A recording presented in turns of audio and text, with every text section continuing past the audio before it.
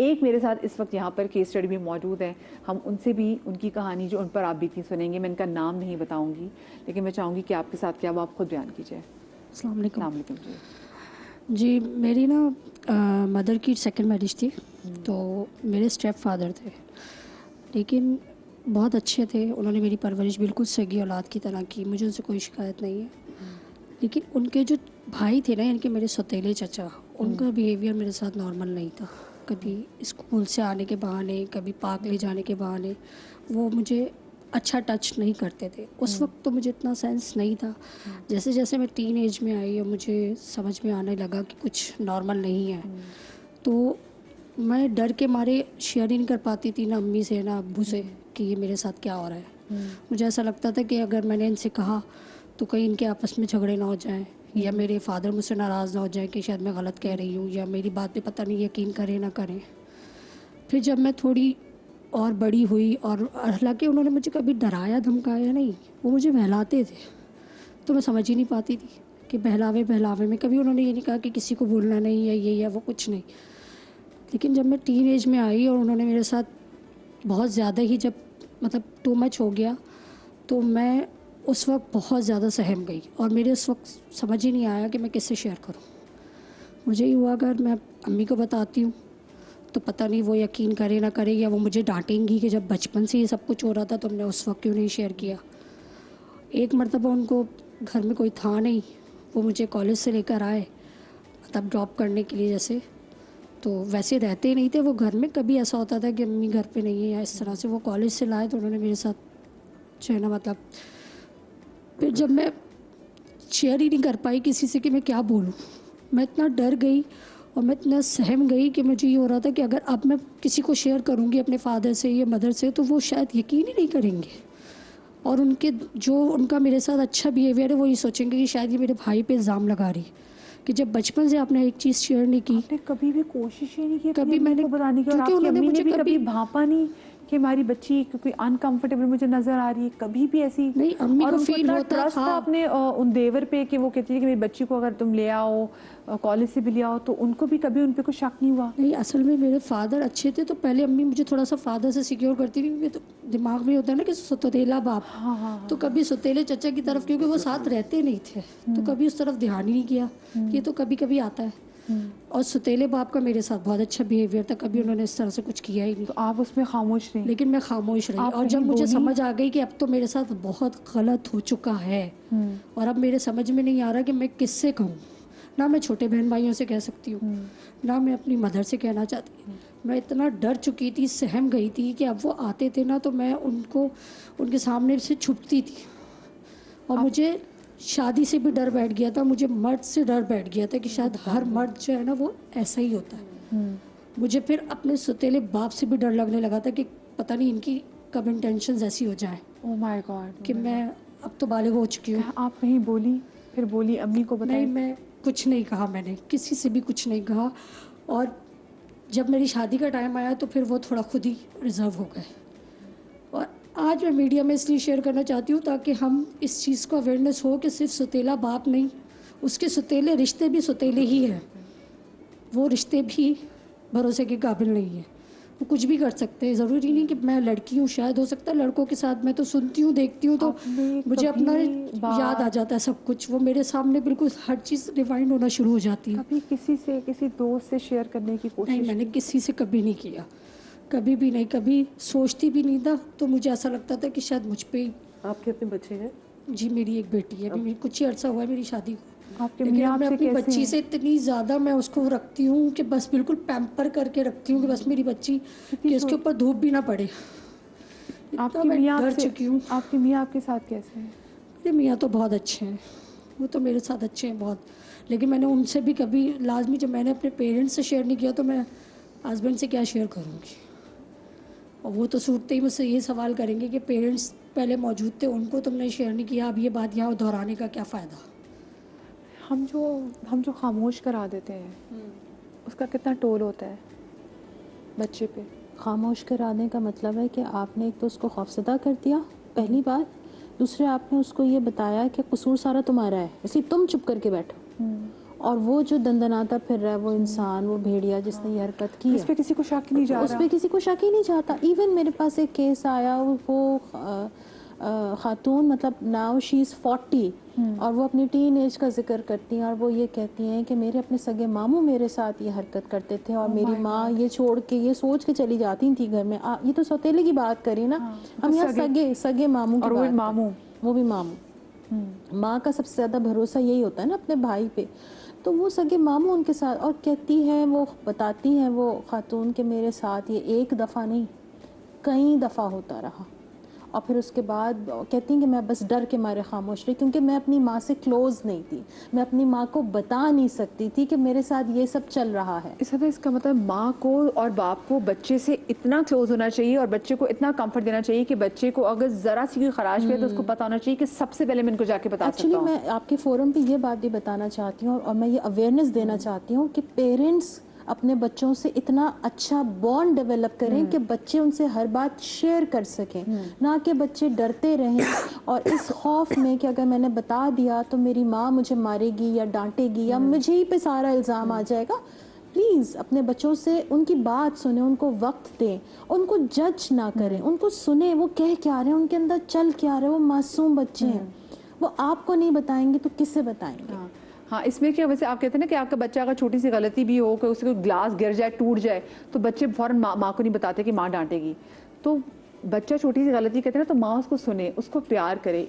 इस ऐसे ही कॉन्फिडेंस जो है ना वो बिल्ड होगा। बस टाइम कितना है ज़रा शो का बताया जाए ताकि मैं अच्छा चले कॉलर भी जल्दी से ले लेती हूँ। अस्सलाम वालेकुम बुशरा। जी अस्सलाम वालेकुम, मैं लाहौर से बात कर रही हूँ, बुशरा मेरा नाम है। जी जी बुशरा। मैं एक आपसे इंसिडेंट शेयर करना चाह रही हूँ। जी जी। कि मैं एक दफ़ा गाड़ी में आ रही थी अपने रोड पे और इस सिग्नल पे रुकी हुई थी ट्रैफिक, तो एक मोटर बाइक पे एक फैमिली थी, यानी कि एक औरत, पता नहीं उसके साथ उसका हस्बैंड था, बेटा था या भाई था। तो जब सिग्नल ओपन हुआ और जब ट्रैफिक चलनी शुरू हुई तो पीछे मोटर बाइक पे दो लड़के थे। वो औरत थोड़ी हेल्दी थी, उसने चादर वगैरह ली हुई थी, लेकिन उन्होंने इतनी जोर से उसके हिप्स पे थप्पड़ मारा कि मैं आज भी याद करती हूँ तो मुझे बहुत तकलीफ होती है कि आपकी मतलब ना वो एज देखते हैं ना वो कोई चीज देखते हैं, जस्ट फॉर फन उन्होंने ये हरकत जस्ट फॉर फन की है। अब वो औरत बेचारी मोटर बाइक चल रही है, बस किस अपने हस्बैंड को नहीं, बेटे को नहीं, भाई को नहीं बता सकती। अब क्या करें, मेरा मतलब इस चीज को कोई नोटिस नहीं कर रहा कि औरतें कितना इनसिक्योर फील कर रही हैं। और मैं आपकी आवाज़ से वो तकलीफ़ भी फील करती हूँ, क्योंकि इस एक टच ने उसको ट्रॉमा नहीं दिया होगा, उसने आपको ट्रॉमा दिया। जिस औरत ने वो देखा वो ट्रॉमा में जो ये सुन रही है वो ये फील कर रही है कि जैसे किसी ने उसको ऐसा गलत तरीके से हाथ लगाया। मैं ज़रा सोल्यूशन के वाले से बात हूँ, what should be the solution. मैं आपसे सबसे पहली बात ये कि सोल्यूशन में मैं सिर्फ ये नहीं कहूँगी कि पुलिस की अकेले की जिम्मेदारी है। मैंने अभी पॉइंट आउट किया बारहा सिटीजन पुलिसिंग पे कि हमें भी अपना रोल प्ले करना है और एक इंसान की आवाज़ उठाने से सिस्टम में चेंज आ सकता है। एज अ लॉयर मैं अपने हिस्से का काम करती रहती हूँ। मेरा वास्ता पड़ा मनीषा से, DSP साहिबा से, और मैंने देखा कि इतना एक्टिव रोल प्ले करती हूँ। मैं ये भी देख रही हूँ कि पुलिस की एक बहुत सॉफ्ट इमेज सामने आई है, क्योंकि बहुत सारी फीमेल ऑफिसर्स से मेरा वास्ता पड़ता है। तो आप इनसे पूछिए खुद विक्टिम्स आके कितने कंफर्टेबल होते हैं इनके साथ बात शेयर करने में, और ये कितना रिस्पॉन्सिबली उसको हैंडल करती है। हमारा तो वास्ता पड़ता रहता है पुलिस से। तो इसमें तो मैं कहूँगी कि जी बहुत एक बेहतर मुझे तब्दीली नज़र आई है कि पुलिस का एक सॉफ्टवेयर इमेज भी आया है ऐसे ऑफिसर्स के होते हुए, और ये भी बहुत एक्टिवली अपना रोल प्ले कर रहे हैं। तो ये अब देखिए हैंड इन हैंड हम दोनों को चलना पड़ेगा, वो भी हैं, लेकिन सिर्फ हम नहीं, सिटीजन पुलिसिंग भी, कुछ लोग भी नोटिस लेके क्या हो रहा है। ये घर से शुरू होगा, पेरेंट्स से शुरू होगा। रुबीना जी, आपको क्या लगता है कि what can be done, what should be the solution? देखिए, मैं बारहा सोचती हूँ इस बारे में कि क्या है पनिशमेंट, क्या है वो तरीका कि जिससे ये जो एक इंसान पकड़ा गया है, ये तो पकड़ा गया है ना, इसकी पनिशमेंट से उन लोगों को सबक मिले, या डर उनके दिलों में बैठे, या कोई ना कोई रोक टोक मिले कि ये नहीं करना तो ये हो जाएगा। किसी भी औरत को हाथ लगाने से पहले, चाहे वो इतना ही फ्लीटिंगली हो कि बाइक पे चलती हुई किसी को आपने छेड़ दिया, या फिर ये हो, या फिर जावेद इकबाल हो, या कोई भी हो। सो मेरे हिसाब से punishment is the only, like I said before, सज़ा ज़रूरी है, सज़ा पब्लिकली होनी ज़रूरी है और बार बार होनी ज़रूरी है। ऐसा नहीं है कि आप उसको एक ही दफ़ा में एक सज़ा से ख़त्म कर दें या एक जेल की कन्फाइंड एनवायरनमेंट में डाल दें। मेरे हिसाब से उसको हर हफ्ते, अगर ये 100 बच्चे मोलेस्ट कर चुका है, इसको 100 दफ़ा हर महीने सरे आम कोड़े लगाएं। मेरे हिसाब से लैशिंग ऐसे में तो बनती है और आप लोगों को सबक दें और दिखाएं उनको कहें इन अ सिक्योर एनवायरनमेंट कि आप आएं और आप देखें इसका अंजाम, मुझे लगता है कि और वो अंजाम दिखाएं उन लोगों को जिनके दिल में हल्का सा भी ये लगता है कि ये तो बहुत आसान है, I can get away with जब तक इट। अकाउंटेबिलिटी नहीं होगी, people will always get away with जितना जल्दी प्रोसेस होगा ना उतना बेहतर होगा, क्योंकि वो कहते हैं justice delayed is justice denied. That's very तो true. वो वाली बात है कि फौरन, ताकि क्योंकि लोग भूल जाते हैं। हमारे मसला ये भी है, इतने केसेस हो रहे थे, एक केस हो तो दूसरे में उसको भूल गए, तो जल्दी केसेस होने चाहिए। डीएसपी साहब, आपको क्या लगता है कि देखिए जैसे हमने पेरेंट्स के वाले से बात भी की, ज़रूरी है कि पेरेंट्स भी, और मुझे लगता है कहीं ना कहीं अगर पेरेंट्स की जैसे स्टेट यूएस में आप चले जाएं, आपका बच्चा गिरता है, आपके बच्चे के साथ कुछ ऐसा होता है और माँ बाप को नहीं पता होता, तो वो माँ बाप से कहते हैं कि भाई स्टेट की रिस्पॉन्सिबिलिटी है बच्चा, तो हम तुमसे बच्चा ले लेंगे। उनका सोशल सिक्योरिटी नंबर खतरे में पड़ जाता है। मुझे बताएं कि यहाँ पे मेरा तो दिल करता है कि अगर किसी बच्चे के साथ ये हो रहा है, तवातुर से हो रहा है और उसके पेरेंट्स को नहीं पता, तो उसके पेरेंट्स को भी फाइन करना चाहिए कि तुम्हें पता ही नहीं तुम्हारे बच्चे के साथ क्या हो रहा है, यानी कि तुमने अपने बच्चे के साथ बॉन्डिंग ही नहीं रखी। मेरी बात लोगों को थोड़ी सी एबनॉर्मल साउंड करेगी, लेकिन अगर बच्चे की अमान उसकी माँ है, तो उसकी माँ को नहीं पता बच्चे के साथ क्या हो रहा है, इसका मतलब है उनकी बॉन्डिंग में, उनकी रिलेशनशिप में मसला है। आप क्या सजेस्ट करती हैं? मेरे हिसाब से तो ये कंपैरिजन जो है, एनालॉजी बिल्कुल पार पे नहीं है। कंपैरिजन हमेशा इक्वल्स का होता है और फिर एक डेवलप्ड कंट्री को अंडर डेवलप्ड कंट्री से कंपेयर करना, उनके सिक्योरिटी, सोशल सिक्योरिटी सिस्टम्स को। हाउएवर खुशाइन बात ये है कि हम इवॉल्व कर रहे हैं और किसी भी मसले का हल होता है कि आप उसकी एक्नॉलेजमेंट करें और रियलाइजेशन करें।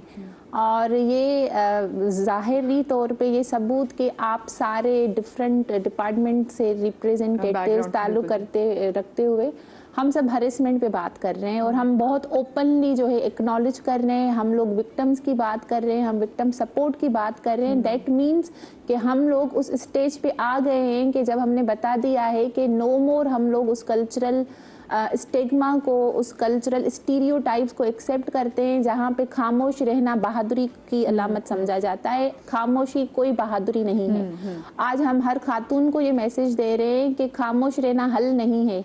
You have always to raise your voice. और एक खातून ने, चाहे वो आपके खानदान से ताल्लुक़ रखता हो, गली मोहल्ले से ताल्लुक़ रखता हो, कॉलेज में हो, यूनिवर्सिटी में हो, वर्क प्लेस पे हो, you have always to raise voice, ये सोच के कि उसका कॉन्सिक्वेंस क्या होगा। वो एक नेक्स्ट स्टेज है। पहले मेरी जिम्मेदारी क्या है? मेरी जिम्मेदारी है कि मैं आवाज़ उठाऊं और रिपोर्ट करूं। और मैं आज हर खातून को, बल्कि हर उस विक्टिम को, चाहे वो बच्चा हो, बच्ची हो, कोई भी हो, हम उसको इनकरेज करेंगे कि अगर आपके साथ कोई भी वाक़या आता है, फ़ौरन आपका जो ट्रस्टेड पर्सन है, आपके पेरेंट्स हैं, कोई भी है, आप उनमें कन्फाइड करें।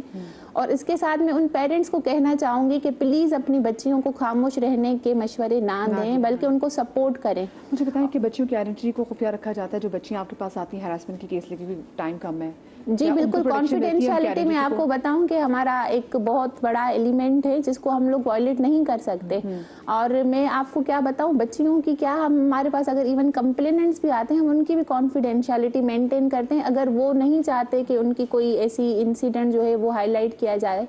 और मेरे पास, मैं आपको छोटा सा वाकया बताऊं कि मेरे पास एक कंप्लेनेंट आया था, तो उनके साथ एक वाकया हुआ था। So it was very personal and he was a male, but he said कि I am very much comfortable in your presence, और मैं आप ही के साथ शेयर करूँगा। I won't share it with any male member or any male officer। तो it's like कि शायद हम औरतों को जो कॉन्फिडेंस हम एक औरत में रखते हैं, क्योंकि एक नेचुरल है, बिकॉज वो बहुत ज़्यादा ट्रस्ट वर्दी, एक एम्पैथी, वो हम शायद दूसरों में उतनी हम नहीं रिपोज कर पाते। तो उन्होंने मुझे सारा मसला बताया and that got resorted in like 2 days।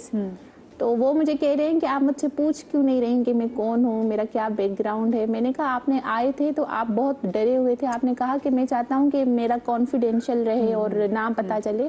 तो इसीलिए मैंने आपका कॉन्फिडेंस के लिए आपको बिल्कुल कोई जरूरत नहीं मुझे बताने की कि आप कौन है क्या मसला है, resolve करना। That's not my issue. मेरा इशू ये है कि आपका मसला क्या है और मैं उसको Exactly. कैसे हल कर सकती तो हूँ। ये तो बात हम कि लोग हमें इतनी भी चाहिए रिस्पेक्ट करते कि हैं हम विक्टिम की जो confidentiality आइडेंटिटी है, जिसकी शक्ल है, उसका नाम है, उसको जरा दबा दे, जो क्राइम हुआ है उस पे करें और जिसने किया है उसको हाईलाइट करें, क्योंकि उसी शख्स को कैफरे किरदार तक पहुंचाना है। खुदा के लिए विक्टिम की शक्ल को हाईलाइट करना, उनका नाम लेना कोशिश करें कि ज़रा कम कर दें। आप सबको बहुत शुक्रिया, वक्त बहुत मुख्तसर है, शाद रही आबाद रही है। अल्लाह पाक आपको लाके हमसे महफूज रखें। कल मिलेंगे, अल्लाह हाफ़िज़।